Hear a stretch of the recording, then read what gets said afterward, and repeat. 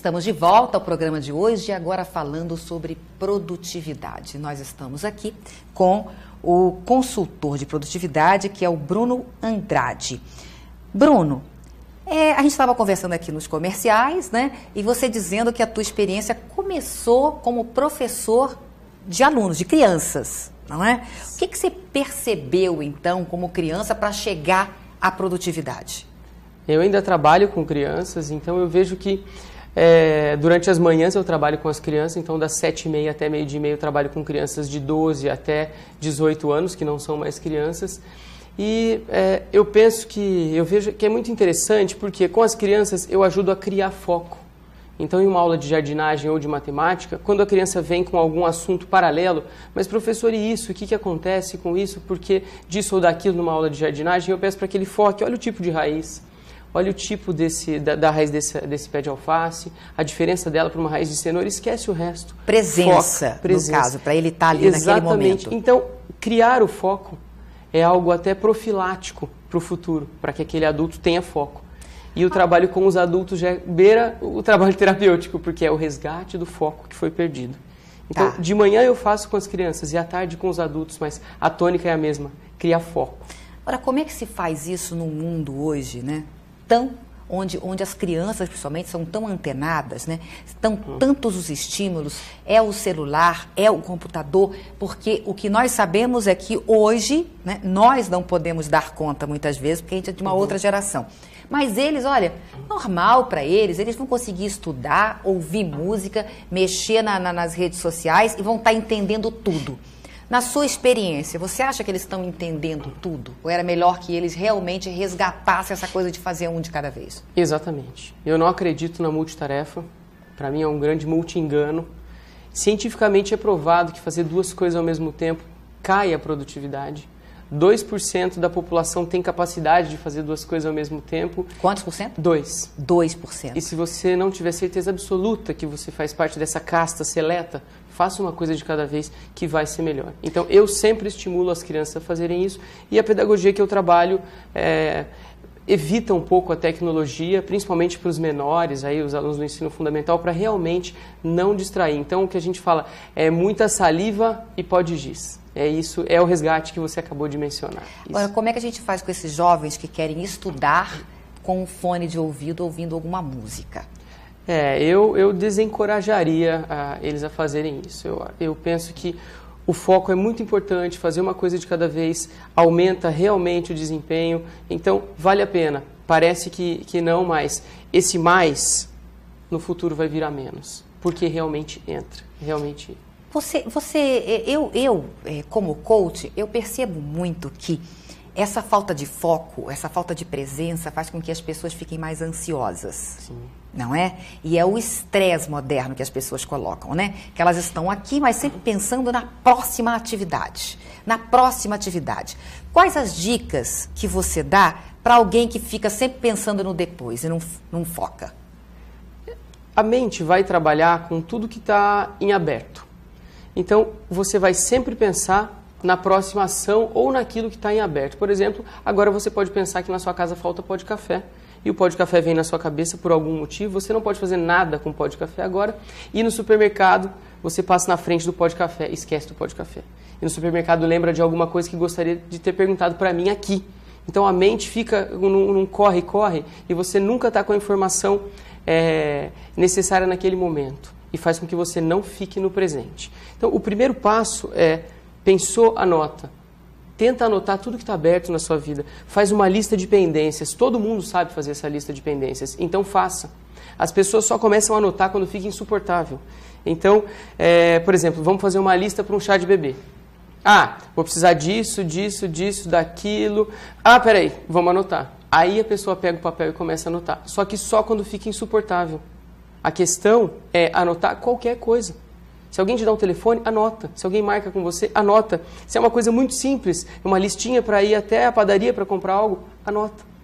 Pensou, anota. Esse é o primeiro passo para ter uma mente mais livre e aí conseguir focar nas coisas e estar no presente. Por quê? Sua mente não vai ficar lembrando de tudo que está aberto. Ela vai ter uma coisa só para lembrar, olhar a lista.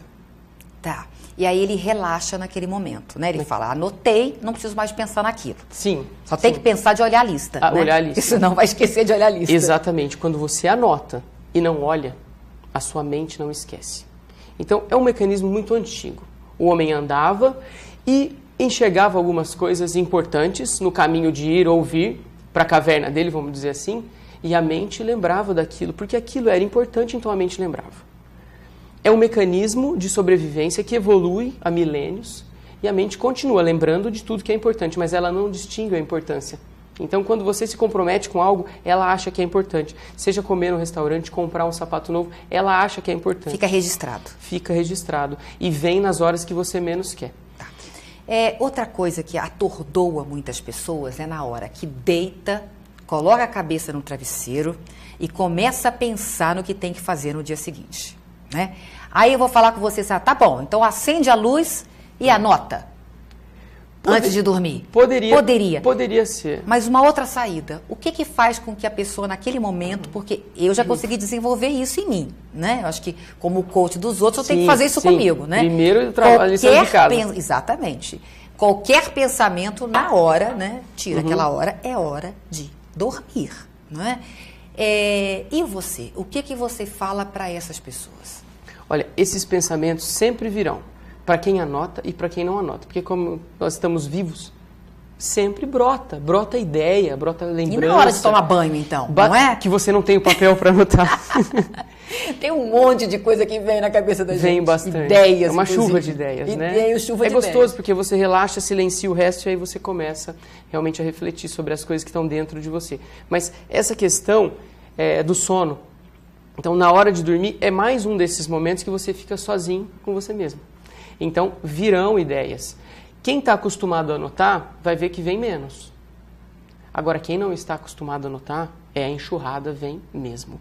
Então eu ainda sugiro continuar anotando. Anote sempre porque um dia virá menos ideias. E se você começa uma preparação para o seu sono, se você já começa a não pegar tanto conteúdo tecnológico... Higiene do sono. Exato. Começa a preparar, deixe seu corpo acostumar. Luz mais amena, não luz branca.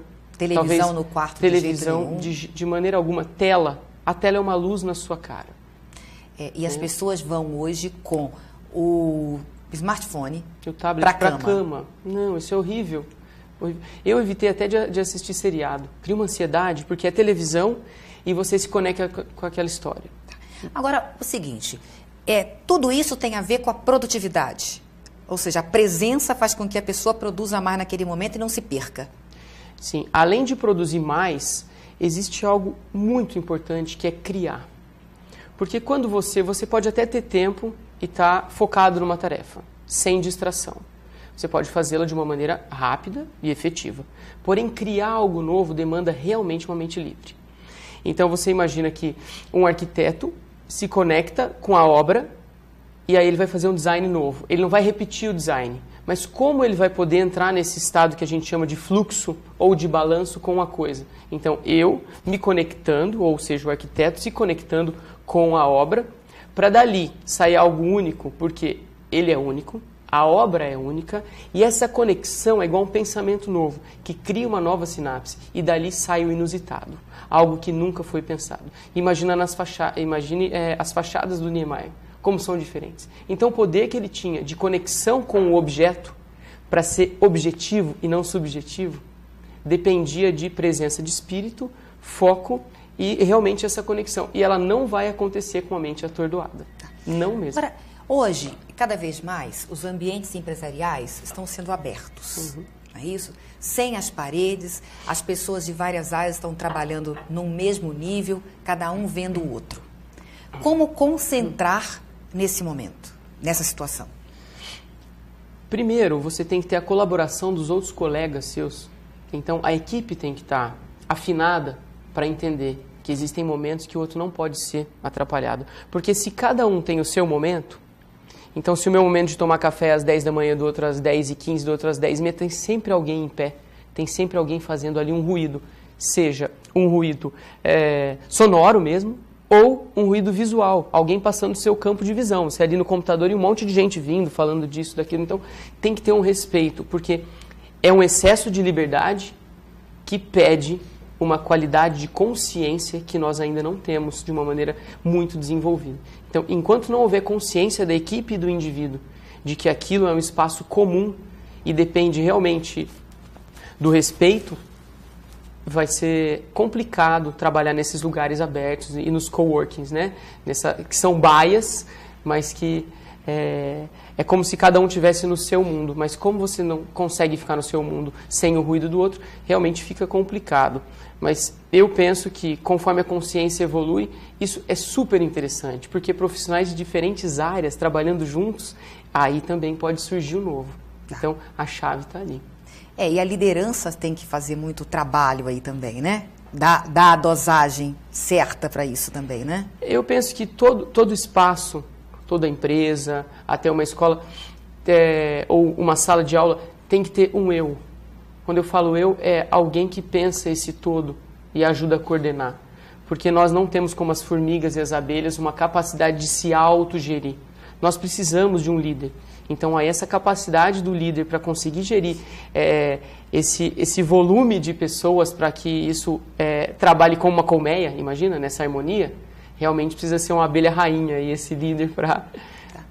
Nos seus treinamentos, né? O que você mais aplica? De que você mais fala? 2 gargalos, né? Onde as coisas se afunilam ali e brecam a produtividade. Gestão de tarefas e gestão de comunicação. Então, a gestão de tarefas tem a ver como gerir as tarefas em equipe ou as tarefas de um indivíduo, mas a grande questão na gestão da tarefa é a priorização. Como priorizar uma tarefa? Tá, mas aí vamos supor que eu seja funcionário, tá? O outro também do lado. Então, eu fiz a minha gestão. Eu sei que as tarefas são essas, essas e essas, mas o meu chefe chega e me pede uma outra coisa e fura todo o meu planejamento. Como é que eu faço? Como é que eu devo agir? Eu vou falar uma coisa que não sei se os chefes vão gostar muito aqui, mas você tem que dividir isso com ele. Você vai falar para o seu chefe o seguinte: olha, eu tenho 3 projetos. Você está querendo mais um dentro do seu prazo.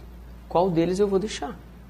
Porque senão você vai assumir tudo e depois um deles vai ficar atrasado e o próprio chefe que te pediu vai depois te cobrar ou prazo ou qualidade. Então tem que dividir. As pessoas não podem assumir tudo, porque é como ter um cartão de crédito e não saber quanto é o limite. Exato. E você vai passando. E o que acontece? Estoura o limite e vai ter que pagar. Num outro caso, Bruno, quando o chefe fala o seguinte: eu trabalho aqui muito próximo, estou dentro de um aquário, é um vidro, toda hora o meu colaborador precisa ou de uma assinatura, precisa me perguntar alguma coisa, e se eu não der atenção, trava o serviço lá, ou vão falar que eu não quero me comunicar, e eu preciso aqui de dar conta de tudo isso. Como é que esse líder faz também? É uma questão de organização e fluxo.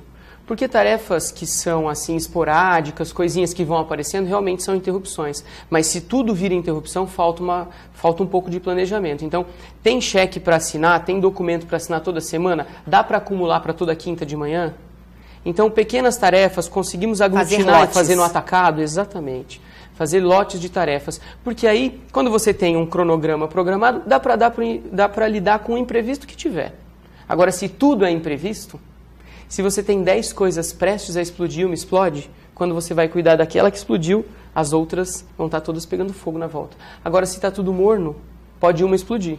Quando você volta, está meio quente, dá tempo ainda de apaziguar. A pessoa tem que perceber se a exceção está virando regra. Exato. Na empresa onde ela trabalha, né?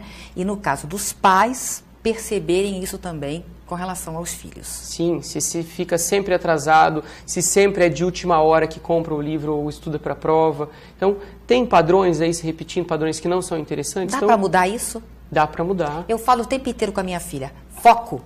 Foco, a palavra que eu acho que se perguntar para ela qual a palavra que a mãe mais fala com ela é foco. Toda hora eu estou lembrando. Você como coach, então, em casa... porque, né? Coitada, Nossa. Né? Porque é justamente a forma de... porque eu sei que é adolescente, né? E realmente tem essa dificuldade, né? Foco. Tá certo a gente trabalhar isso tentando nortear?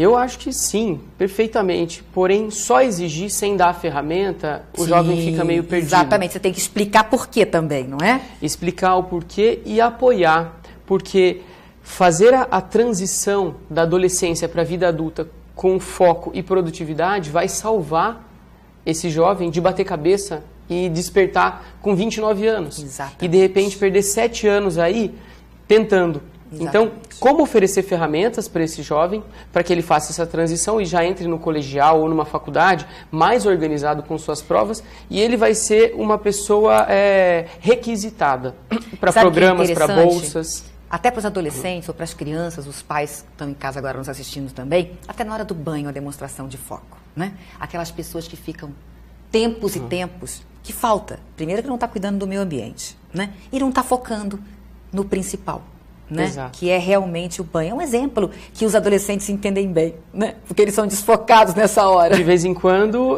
acontece até. Eu pergunto para minha filha, ela é pequena ainda, ela tem 8 anos, mas toma banho sozinha. Falo, Isabel, você lavou o cabelo? Às vezes esqueceu, porque estava... Mas lógico, é uma criança, mas se você leva esse comportamento da criança para o adolescente, e ele continua com essa falta de foco, então existem... Ele vai ser adulto depois Exato. Assim também. Existem momentos aí que você pode ir dando uns toques. E ferramentas também, cria um cronograma, coloca um checklist na parede para o seu filho conseguir.